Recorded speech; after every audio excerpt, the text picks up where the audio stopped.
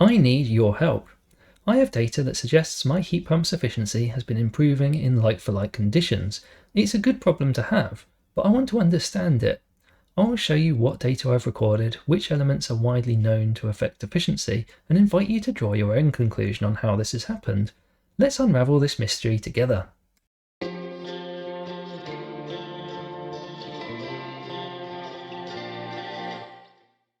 For heat pumps, efficiency is everything.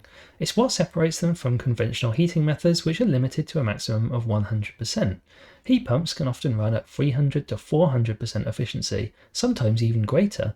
Ultimately, with electricity being more expensive than gas, it's that efficiency which determines the bills, savings, and any return on investment. Here are the key aspects which contribute to efficiency.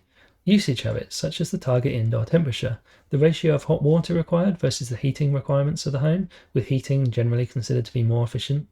The flow temperature, I use a weather compensated setting, which results in hotter flow temperatures the colder it is outside.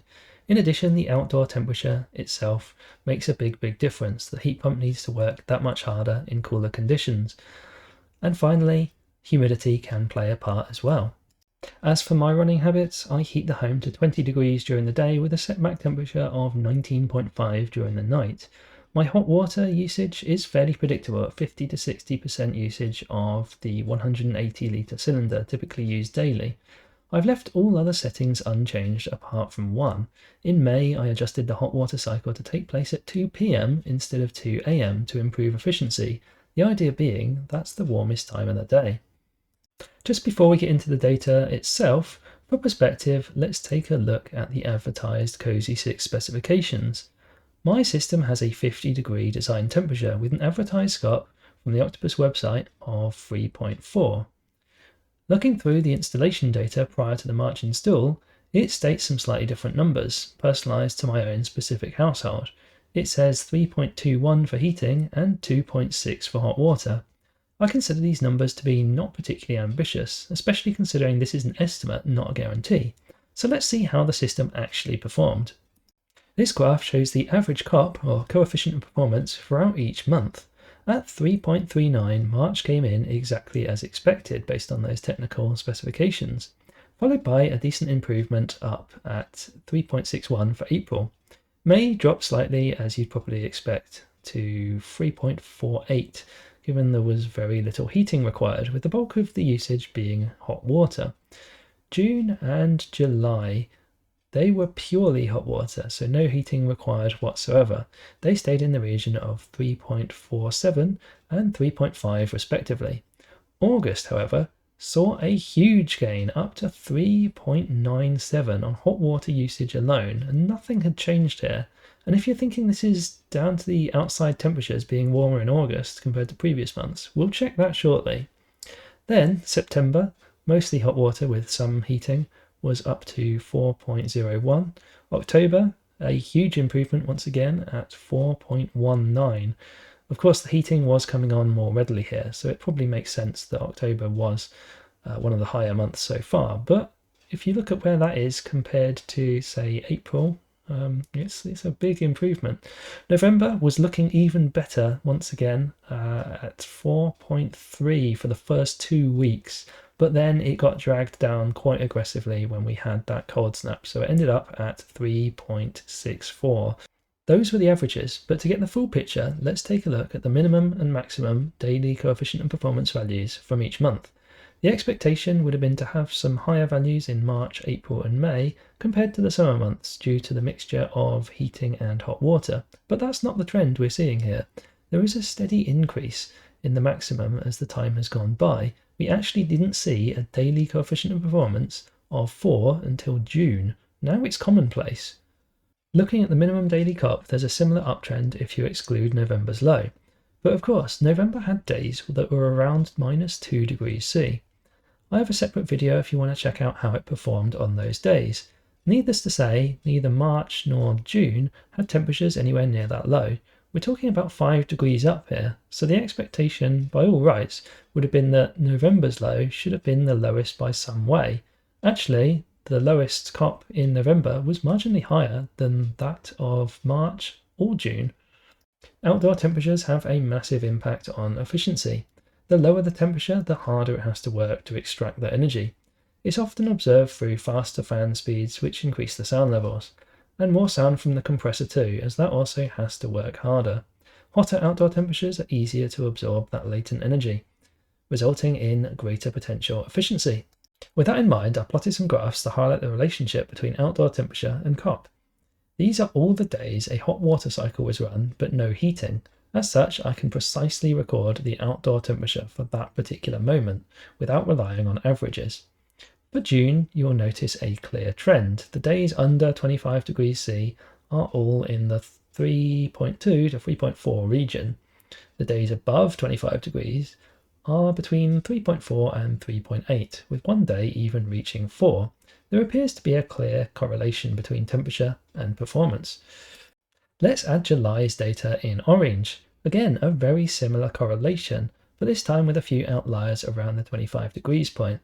Besides those, July's data almost blends in perfectly with June's. Now let's add August in yellow. This shows us something completely different in my opinion. While the trend is directly parallel, the COPs are elevated by around about 15%, with the range increasing from around about 3.7 to well over 4. Remember, this is identical usage here. Finally, I'm adding in September's data in green. Again, this is the same usage patterns as before with just hot water cycles. All days which included heating were excluded from this, which is why September has less points on the graph. September was cooler than previous months, but the trend line almost perfectly matches that of August.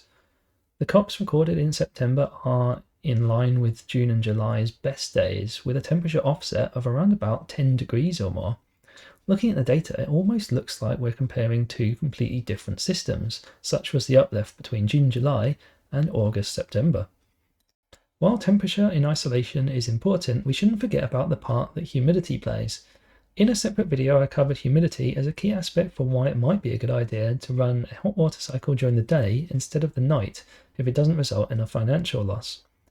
There was a bit of debate in the comments about whether high humidity was in fact a good thing or a bad thing, so I've read up on a few more papers and it turns out it's actually both.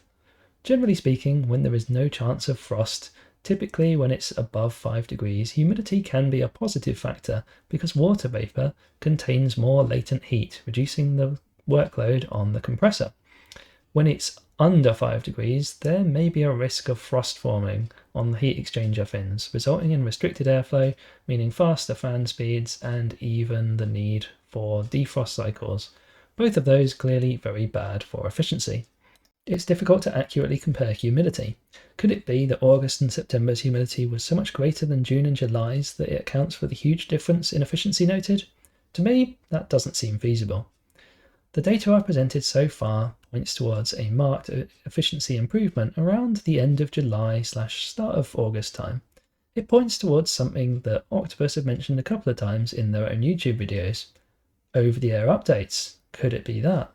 While they haven't officially confirmed any as of yet, it seems the most plausible explanation.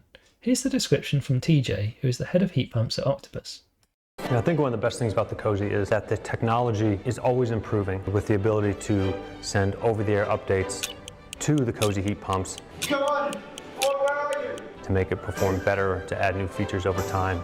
So when you own a Cosy, your heat pump improves. It's not just stuck at the point in time in which you bought it. Normally, with over-the-air updates, the standard practice would be to highlight any changes and list them to the user.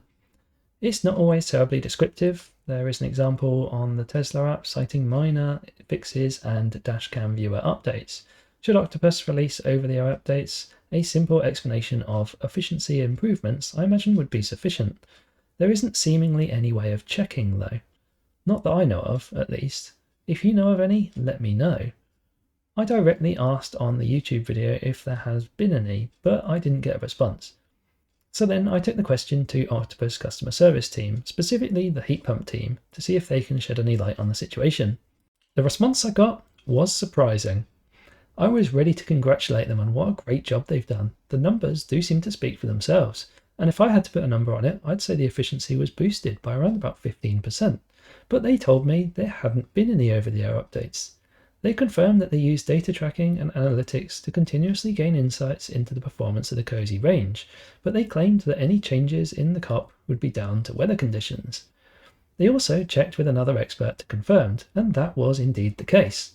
While I had them, I asked about the possibility of a settling in period, a time frame where perhaps it doesn't perform at its very best in the opening few weeks or months.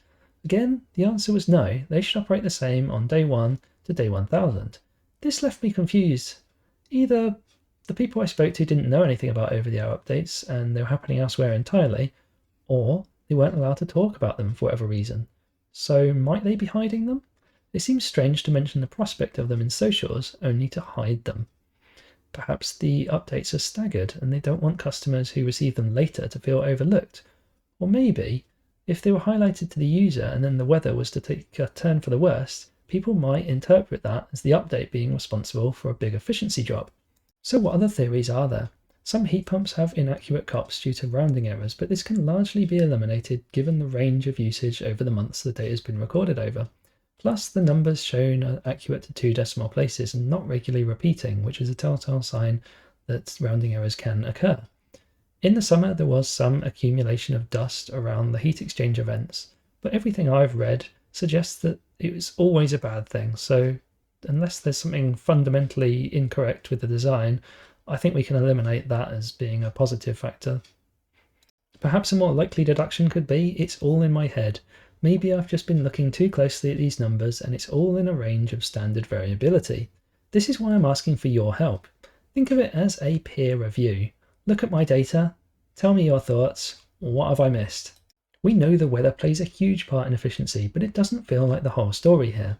Regarding the over-the-air updates, I don't know what to believe. Why advertise it and then deny their existence? Perhaps the truth is they are as much a marketing tool to make the Cosy range feel future-proof and up-to-date, but they genuinely haven't released any yet. Having a heat pump with improving efficiency is a good problem to have. If it were the other way round, I'd be concerned. Currently, I'm just curious, but I like to understand things and the reasons behind them. What are your thoughts on my data, and how does it compare to your own? It's a good point of comparison having data from other heat pump brands too. But if you have a Cosy heat pump, have you too noticed an efficiency improvement? If so, when? Do you have any inside knowledge of these elusive over-the-air updates? Finally, am I missing something? If you're looking to get a heat pump, one which may or may not improve over time, you can get £100 off any of the Cosy range at Octopus with the code on screen. The same code also applies to the Dakin models as well. Just hand the code to your sales advisor before or after the home survey and they can apply the discount. In addition, if you are looking to join Octopus as an energy provider, you can get £50 bill credit by using the link in my description. Both of these help support the channel by awarding me the same benefits, so if you do, a big thank you. So again, let me know what you think. I'm keen to get all opinions, and if you did, be sure to hit the like button if you found this interesting. If you don't already, subscribe for more heat pump, solar and renewable energy content. Thank you very much for watching, and I hope to see you again soon. Bye bye.